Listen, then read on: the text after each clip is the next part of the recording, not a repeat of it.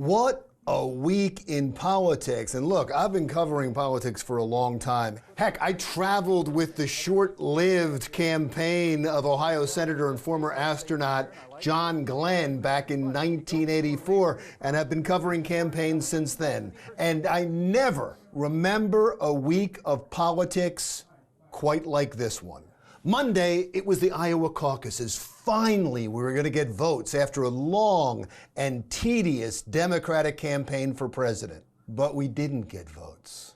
Even though they have been holding caucuses in Iowa for 48 years and have always been able to get some votes out that night, for the first time in history, that didn't happen.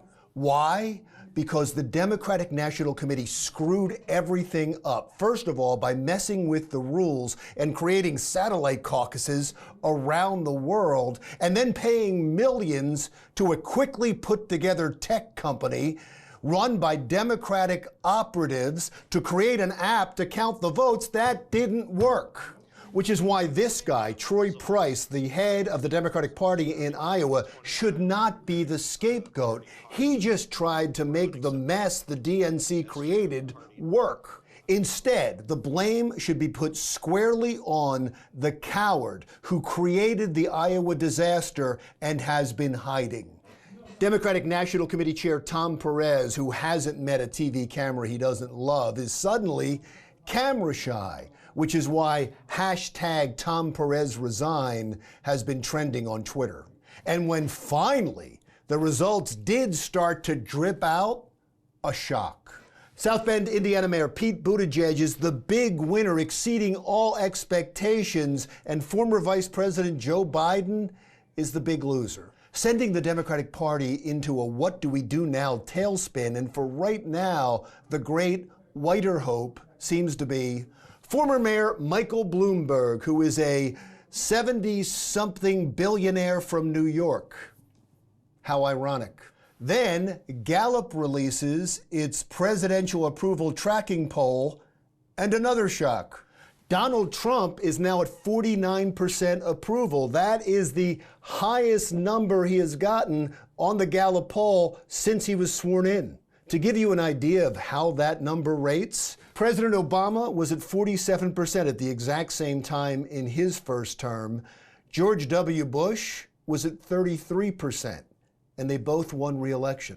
I saw those numbers and I thought, oh no. President Donald Trump is going to feel emboldened by that. And you know how he gets. He's going to be childish and petulant at the State of the Union address. Instead, Speaker of the House Nancy Pelosi was the one that was childish and petulant, displaying all the dignity of a toddler throwing a temper tantrum. Now, I know what you're going to say. Well, the president started it. He wouldn't shake Nancy Pelosi's hand.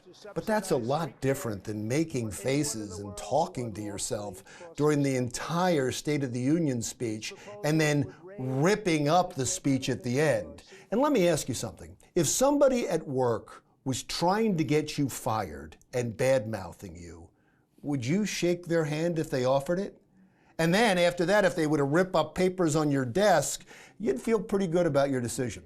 And finally, an ending to the impeachment trial that had all of the suspense of a phone book. It is therefore ordered and adjudged that the said Donald John Trump be, and he is hereby, acquitted of the charges in said articles.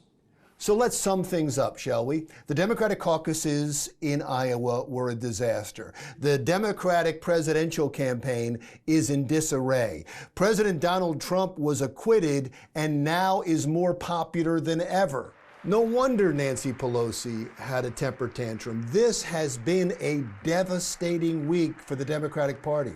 Look, I get there's still a whole lot of time before the general election. This is just one bad week for the Democrats. But you have to believe that at this point in time, President Donald Trump is a clear favorite to win re-election. And that's not going to make Nancy happy. I'm Larry Mendte. We'll talk again soon.